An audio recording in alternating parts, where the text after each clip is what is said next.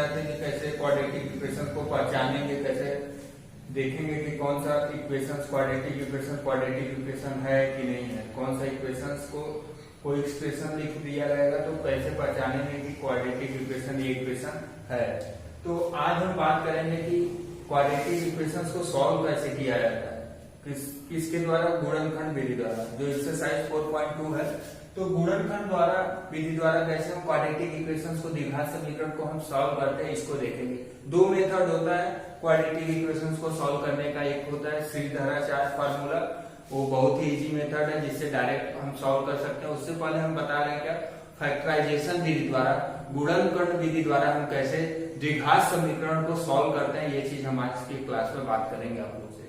तो हम स्टार्ट करते हैं गुणनखंड विधि द्वारा कैसे क्वाड्रेटिक इक्वेशंस को सॉल्व करते हैं, उसको बताते हैं। क्वेश्चंस के थ्रू हम सॉल्व करना बताएंगे ना। चलो ध्यान देना सब लोग, स्टार्ट करते हैं। जैसे हम एक क्वेश्चन नंबर 1 ले रहे हैं, क्वेश्चंस के थ्रू हम बताएंगे कि कैसे क्वाड्रेटिक इक्वेशंस को गुणनखंड विधि द्वारा सॉल्व किया जाता है। जैसे हम क्वेश्चंस ले रहे हैं, क्वेश्चन नंबर आप लोग के बुक का ही क्वेश्चन है। क्वेश्चन नंबर फर्स्ट है x² - 3x - 10 = 0। क्वेश्चन नंबर 4.2 का पहला है, क्या है, x² - 3x - 3x - 10 = 0। क्वेश्चन ये है, दिया है तुमको। तो ये क्वेश्चन दिया है x² - 3x - 10 = 0। तो सबसे पहले ये देखना कि यहाँ वाले आप लोग बताइए x² का कोफिशिएंट क्या है। x² का कोफिशिएंट 1 है, x का कोफिशिएंट क्या है, 3 है, और x के पावर 0 का कोफिशिएंट क्या है, 10 है। कोफिशिएंट मतलब गुणांक, तो ये क्या हुआ, 10 है। तो इतना चीज हमको पता है। अब देखो गुणनखंड विधि द्वारा हम कैसे सॉल्व करते हैं क्वाड्रेटिक इक्वेशंस को, ये देखना है। सबसे पहले देखो हमको क्या करना है, यहाँ पे देखना है x के पावर 0 का कोफिशिएंट, x के पावर 0 का कोफिशिएंट हमको देखना है। तो यहाँ देखो x के पावर 0 का कोफिशिएंट क्या है, x के पावर 0 का कोफिशिएंट क्या है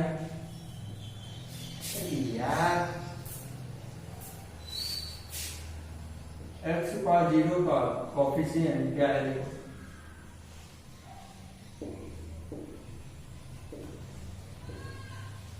coefficient of x power 0 will be 10। 10 दिया है कोफिशिएंट ऑफ x पावर 0 का कोफिशिएंट क्या है, 10 है। तो सबसे पहले हम कोफिशिएंट देखेंगे x के पावर 0 का। अब देखो हमको x के पावर 0 के गुणांक को ऐसे दो पार्ट में फैक्टर करना है कि क्या आ जाए, 3 आ जाए। तो हमको 10 का ऐसा फैक्टर करना है कि 3 आ जाए। 10 का फैक्टर क्या होता है, 10 को ऐसे दो पार्ट में बांटो, 5 × 2 है, 10 को हम लिख सकते हैं ना 5 × 2। और एक चीज ध्यान देना, अगर यहाँ माइनस है तो मतलब इसको घटाने पे आएगा, मतलब ये x का कोफिशिएंट क्या आना चाहिए, सब्ट्रैक्ट करने पाना चाहिए। अगर यहाँ प्लस है तो मतलब क्या होगा, x का जो कोफिशिएंट होगा वो क्या होगा, ऐड करने पे आएगा। और यहाँ देखो जब यहाँ पे मैं कब बता रहा हूँ, जब यहाँ पे क्या होना चाहिए, 1, x² का गुणांक क्या होना चाहिए, 1।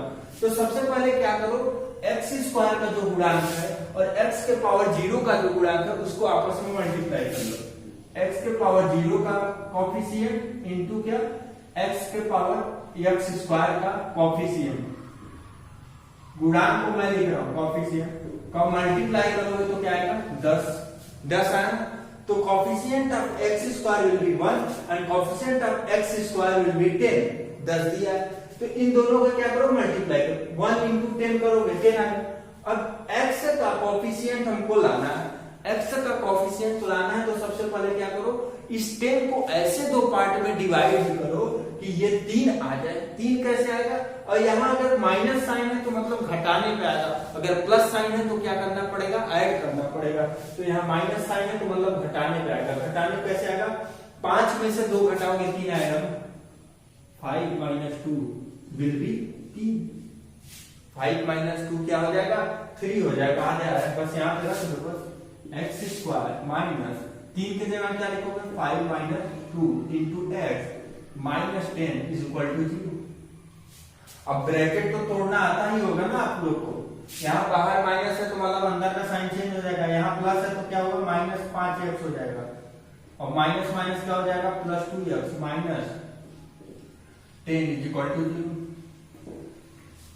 अब पेयर बना लो दो का, यहाँ पे 2 का पेयर बना लो, यहाँ पे 2 का पेयर बना लो। उसके बाद x कॉमन लोगे क्या बचेगा, x माइनस 5, और यहाँ से क्या कॉमन मिलेगा 2x minus 5 is equal to 0। अब क्या कॉमन है इसमें, क्या कॉमन लग रहा है, x माइनस 5 में x माइनस 5 कॉमन तो मतलब क्या होता है, भाग देते, x माइनस 5 का इसमें भाग दोगे क्या बचेगा, x बचेगा, और इसमें x माइनस 5 का भाग दोगे क्या बचेगा, 2 बचेगा, बराबर 0। इसका मतलब क्या होगा, एक बार x माइनस 5 बराबर 0 होगा तो क्या आएगा, x इज इक्वल टू 5। अब दूसरी बार क्या करोगे, x प्लस 2 बराबर 0 करोगे तो यहाँ से x का वैल्यू -2 निकल के चला आ जाएगा, यहाँ से x का वैल्यू -2 के बराबर निकल के चला आएगा। एक बार x माइनस 5 बराबर 0 करोगे तो यहाँ से x बराबर 5 निकल जाएगा, और एक बार x प्लस 2 बराबर 0 करोगे तो क्या हो जाएगा, x बराबर -2 बाहर निकल के चला आएगा। ऐसा मैं क्यों किया ये ध्यान देना सब लोग। जैसे ये बताओ ab बराबर 0 दिया है, अगर ab बराबर 0 दिया है तो एक बार क्या कर सकते हो, या तो a 0 होगा या तो b 0 होगा। a बराबर 0 होगा तो क्या होगा, a बराबर 0 होगा तो b कुछ भी रहे तो भी 0 आएगा, या b 0 होगा तो a बराबर कुछ भी हो तो भी 0 आएगा, या a का वैल्यू भी 0 हो जाए, b का भी वैल्यू 0 हो जाए तो भी आ सकता है ना। तो वही चीज किया, ये मान लो क्या है, a हो गया और ये क्या है, b हो गया, तो a b बराबर 0 है। तो एक बार हम क्या कर रहे हैं, x माइनस 5 बराबर 0 कर देना है तो x बराबर 5 है, x प्लस 2 बराबर 0 कर दे तो x बराबर -2 है। अभी ये मैंने बताया था लास्ट क्लास में कि अगर क्वाड्रेटिक इक्वेशन है तो इसका 2 वैल्यू आएगा, द्विघात समीकरण का 2 वैल्यू आएगा, जो कि x बराबर क्या आ जाएगा, 5 है, x बराबर -2 आ जाएगा। तो हम क्वाड्रेटिक इक्वेशंस को कैसे सॉल्व करते हैं ये चीज हम लोग आप लोग को बता रहे थे कि द्विघात समीकरण को सॉल्व करके कैसे हम वैल्यू फाइंड करते हैं x का, उसको बता रहे थे। आगे हम अगला क्वेश्चन लेते हैं, क्वेश्चंस के थ्रू सब लोग को समझ में आ जाएगा क्लियरली। इसको मिटा देते हैं।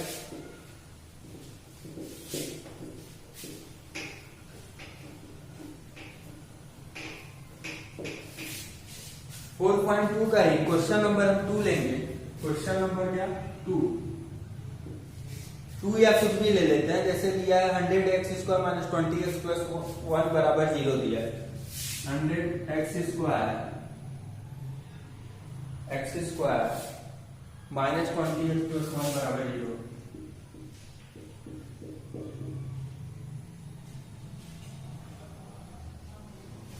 यही क्वेश्चन दिया है, इसको कैसे सॉल्व करेंगे। सिंपल सा क्वेश्चन है, 100x² माइनस 20x प्लस 1, इसको मिटा देते हैं फिर से देखिए। क्वेश्चन नंबर 2 लेना है, क्या है देखना, 100x² माइनस 20x प्लस 1 बराबर 0। इस क्वेश्चन को हम कैसे सॉल्व करेंगे, वहां क्या था, यहाँ पे माइनस था तो क्या कर रहे थे, सब्ट्रैक्ट करने पे ये क्या आ रहा था, x का कोएफिशिएंट। तो देखो मैंने बताया कि सबसे पहले क्या करो, पहला स्टेप क्या है, स्टेप पहला है कि इसका कोएफिशिएंट देखो x² का, x² का कोएफिशिएंट क्या है 100 है, x के पावर 0 का कोएफिशिएंट देखो, x के पावर 0 का कोएफिशिएंट क्या है 1 है, दोनों से क्या करो मल्टीप्लाई करो, coefficient of x² into coefficient of x के पावर 0 को मल्टीप्लाई करो। x² का कोएफिशिएंट क्या है 100, कोएफिशिएंट ऑफ x पावर 0 का कोएफिशिएंट क्या है 1, मल्टीप्लाई करोगे 100 आ गया। अब 100 आ गया तो 100 को हमको ऐसे दो पार्ट में डिवाइड करना है कि हमको 20 लाना है। 100 को ऐसे दो पार्ट में हम डिवाइड कर दें कि क्या आ जाए 20 आ जाए। तो 20 कब आएगा बताओ, 20 कब आएगा, हम 100 को हम कैसे दो पार्ट में डिवाइड करें कि 20 आ जाए। अब यहाँ देखो प्लस है कि माइनस, प्लस है ना, तो प्लस है तो मतलब क्या करना पड़ेगा, ऐड करने पे आएगा। ये जो मध्य वाला पार्ट है वो क्या करना पे आएगा, ऐड करने पे। तो 100 को हम दो पार्ट में 10 इंटू 10 कर सकते हैं, 10 इंटू 10 बराबर क्या 100, और 10 और 10 को ऐड करेंगे तो क्या आ जाएगा 20 आ जाएगा। 10 और 10 को ऐड करेंगे तो 20 आ जाएगा। ऐड क्यों कर रहे हैं, क्योंकि यहाँ प्लस साइन है, यहाँ धनात्मक चिन्ह है, इसलिए हम ऐड कर रहे हैं। वो पहले क्वेश्चन में क्या था माइनस था, इसलिए हमको 5 इंटू 10 किए 2 किए थे, 10 आया था, 5 माइनस 2 करके 10 आया था, 3 आया था। तो वहां क्या क्यों माइनस किए थे, क्योंकि यहाँ पे माइनस था यहाँ पे, और अभी क्या है प्लस है। तो प्लस है तो क्या करना पड़ेगा, ऐड करने पे आएगा। तो क्या हो जाएगा बताओ 100x² minus 10 plus 10 into x plus 1 बराबर 0। 100x² माइनस 10x प्लस 1 बराबर 0। ओपन कर दो, बस इस ब्रैकेट को ओपन कर दो।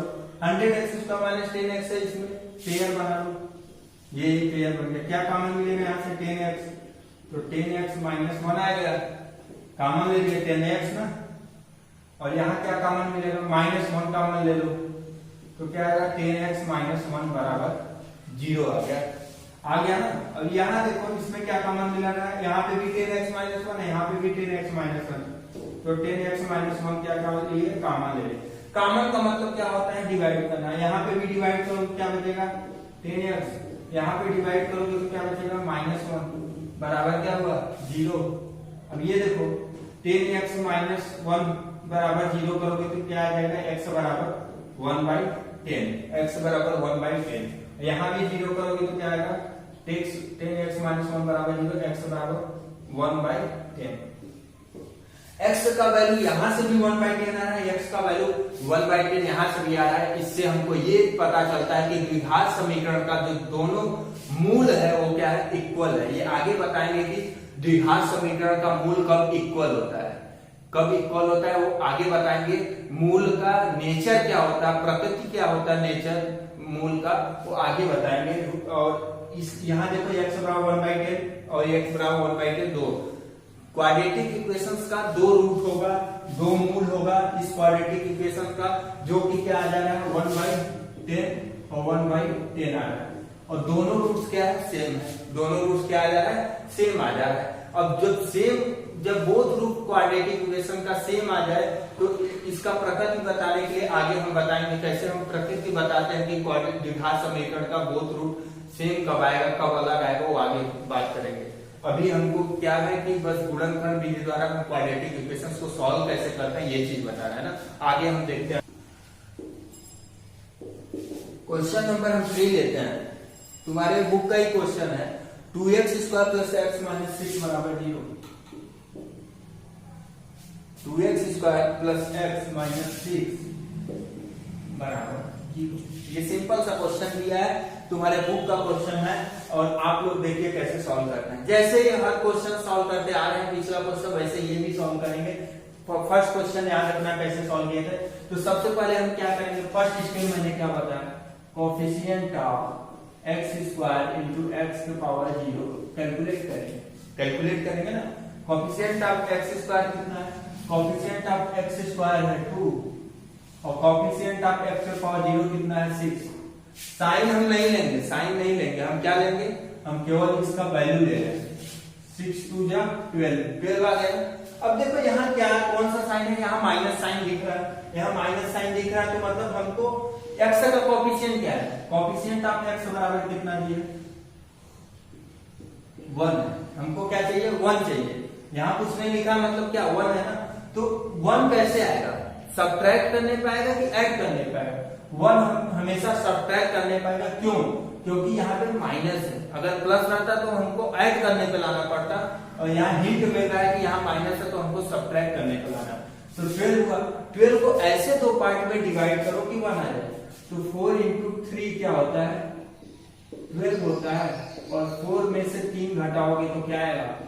1 आएगा। 4 में से 3 घटाओगे तो क्या आ जाएगा? 1 आ जाएगा। तो यहाँ लिख दो 2x² plus 4 minus 3 into x minus 6 बराबर 0 आ गया। बस 1 को क्या किया? 4 माइनस 3 कर देते हैं। 2x² plus 4x minus 3x minus 6 बराबर 0। इसको पेयर बना लो। यहाँ से कॉमन क्या मिल जाएगा? x plus 2। यहाँ से कॉमन क्या मिल जाएगा? x plus 2। समझ में आया? यहाँ 2x कॉमन लिए तो x प्लस 2 बचा, यहाँ पे माइनस 3 कॉमन ले लिए, x प्लस 2। x प्लस 2 इसमें भी है, इसमें भी है। अब क्या कॉमन ले सकते हैं? x प्लस 2 दोनों में है ना, यहाँ पे भी है, यहाँ पे भी है। यहाँ से क्या बचेगा? डिवाइड करोगे तो यहाँ से 2x बचेगा, यहाँ पे x प्लस 2 का डिवाइड करोगे तो 3 बचेगा बराबर 0। तो एक बार इसको 0 करोगे तो क्या आ जाएगा? x के बराबर -2। इसको 0 करोगे तो क्या आ जाएगा? x बराबर 3/2। ये दो रूट आ गया तुम्हारा। x बराबर -2 और x बराबर 3/2। ये तो बेसिकली तुम लोग को पता है पहले से, क्वेश्चन सॉल्व करने से पहले कि द्विघात समीकरण का दो रूट तो आना है, दो रूट आ गए, x बराबर -2 x बराबर 3/2। सिंपली हम कैसे गुणनखंड विधि द्वारा कैसे हम द्विघात समीकरण को सॉल्व करते हैं ये आप लोग को अच्छे से समझ में आ गया होगा। जैसे क्वेश्चंस को सॉल्व करते हैं क्लियरली कैसे सॉल्व किया जाता है गुणनखंड विधि द्वारा, ये क्वेश्चंस आपको समझ में आ गया होगा। और बाकी क्वेश्चंस आप लोग ट्राई कर सकते हो, बाकी जो बचा क्वेश्चन है उसको ट्राई कर सकते हो। एक क्वेश्चन और बता देता हूँ, बाकी बचता है एक क्वेश्चन। क्वेश्चन नंबर 4 है 2x² माइनस x प्लस 1/8 बराबर 0। इस क्वाड्रेटिक इक्वेशंस का हमको क्या करना है, वैल्यू फाइंड करना है, इसका मूल हमको बताना है। तो किस विधि द्वारा, गुणनखंड विधि द्वारा, फैक्टराइजेशन विधि द्वारा कैसे हम इस क्वाड्रेटिक इक्वेशंस का मूल कैसे देखेंगे। तो सबसे पहले क्या करो, इसको क्या करो एकदम प्रॉपर्ली इक्वेशन में कन्वर्ट करो। तो क्या करोगे, सब में किसका मल्टीप्लाई करो, 8 का मल्टीप्लाई करो। बोथ साइड में क्या करो, मल्टीप्लाई बाई 8, बोथ साइड को 8 से मल्टीप्लाई करो। तो यहाँ मल्टीप्लाई करो क्या आ जाएगा 16x², ये क्या हो जाएगा 8x। 1/8 में 8 का मल्टीप्लाई करो तो क्या आ जाएगा 1 आ जाएगा, बराबर क्या 0। वही होगा ना 1/8 into 8 क्या होगा, कैंसिल होकर क्या 1 बचेगा, तो यहाँ पे 1 लिखती है, समझ में आया। तो जैसे पहले क्वेश्चन सॉल्व कर रहे थे वैसा इक्वेशन बन गया है। अब वैसे इस कैसे सॉल्व करेंगे, सबसे पहला स्टेप मैंने क्या बताया, coefficient of x² into x⁴0 का वैल्यू कैलकुलेट करेंगे। x² into x⁴0 का वैल्यू कैलकुलेट करेंगे। कोएफिशिएंट ऑफ x² कितना है 16 है, कोएफिशिएंट ऑफ x⁴0 कितना है 1 है, तो क्या हुआ 16 आया ना। अब यहाँ देखो हमको क्या चाहिए 8 चाहिए, मिडिल वाला टर्म क्या है 8 है, तो x का कोएफिशिएंट क्या है 8 है। 8 कैसे आएगा, ऐड करने पे कि सब्ट्रैक्ट करने पे, प्लस है यहाँ, तो प्लस है तो मतलब क्या ऐड करने पे आएगा। किसको ऐड करने पे, पहले 16 का ऐसा दो पार्ट में डिवाइड करेंगे कि ऐड करें कि 8 आ जाए, 8 आ जाए। कैसे आएगा, 4 into 4 जा 16 होता है और 4 + 4 क्या होता है 8 होता है, 4 + 4 8 होता है। तो यहाँ देखो 16x² माइनस 4 + 4 into x + 1 बराबर 0।